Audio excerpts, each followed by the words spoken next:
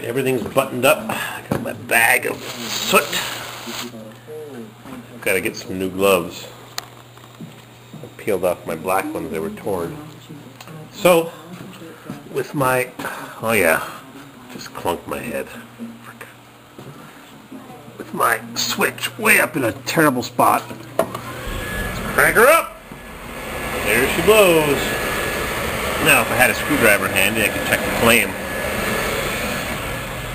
I wasn't prepared. I was playing around with the hot water. Here's my giant screwdriver. $2.99. $3. Probably cost 3 cents to make in China. Maybe 100 for 3 cents. I want to buy one of those electronic soot checkers from Bacharach. Flame. Come in, my little children. Want some cookies? Then you push them in the fire.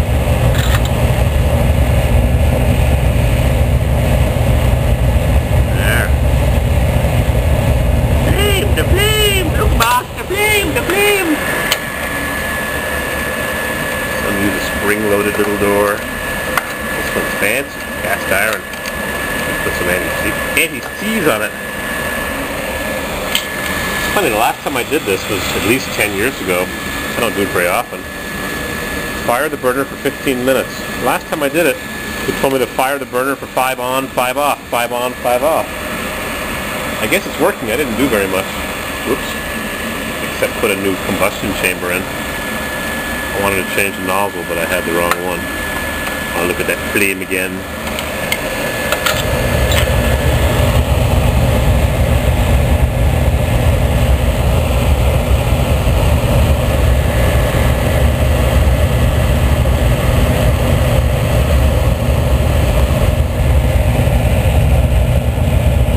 Feel the heat.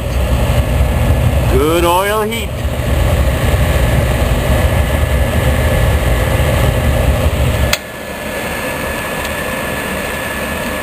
I was washing my hands with that new instant on-demand electric water heater, and it can't keep up. I got the heat turned right to the max. This thing uses 3 8-gauge wires, is it? Nope, 10 gauge. Should be 30 amp breakers, not 40s. Yep. Anyhow, I'm going to turn the water on over here in the bathroom. You'll even see when I turn the water on that the light's dim when I turn the hot water on. Watch. Off. Brighter. On.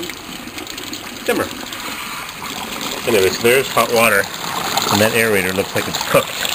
So it's flowing much faster than it would with a 2.5 gallon per minute aerator or 1.5. And the water is lukewarm. I don't know where that word came from, but lukewarm. Was lukewarm or was Luke cold? Boy, that's just a nice temperature to wash your hands, but that's about it. So if I turn the water down to half, let's see what we get. Steam.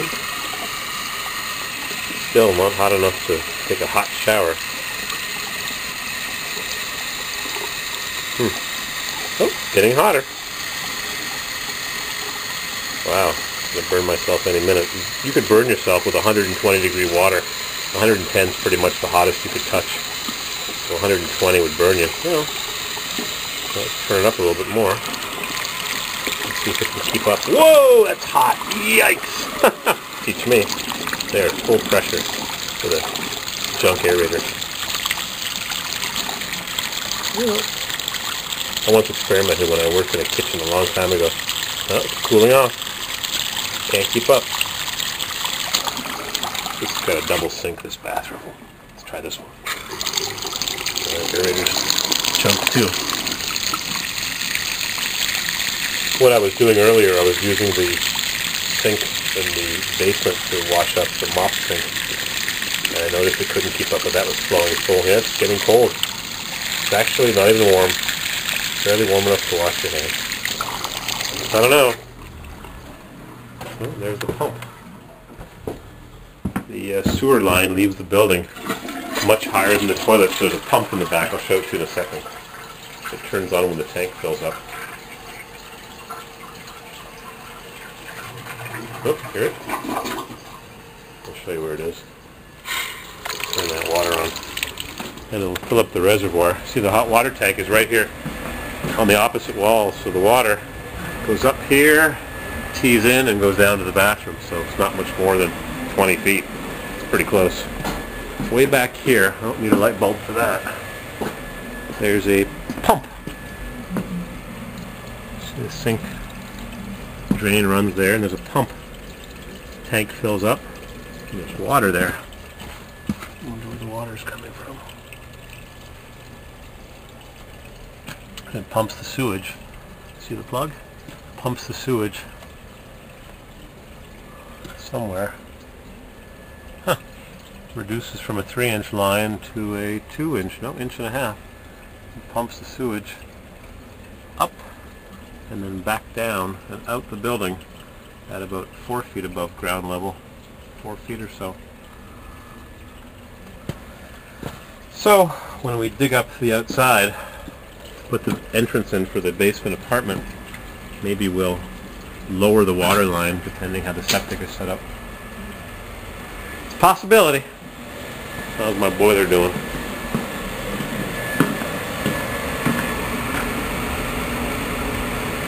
I'm going to turn it off.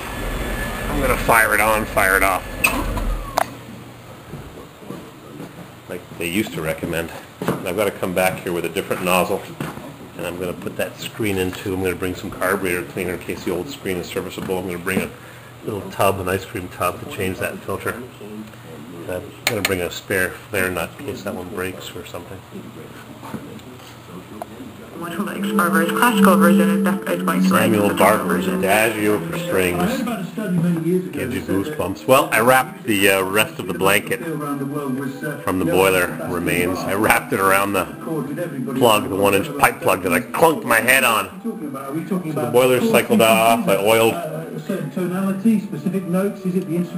my circulators. I got to bring some more oil for this reservoir. It's actually a giant reservoir. These here just oil the bearings, and it says 150 drops. That's too much, I think. What do I know? I didn't make the motor.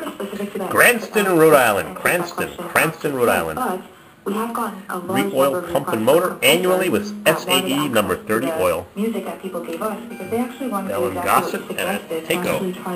Oh, I like these pieces and what it is about the music structure that's giving people this BBC News.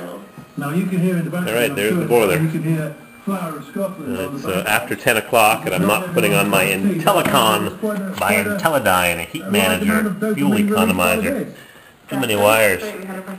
Where are you? Camera Bonsini. Help me with this, please. Check it out. I'm going to crank up the old blazer. Good night. All right, I've been parked here for 5 hours. Got 28 seconds left. This thing's been parked here, freezing.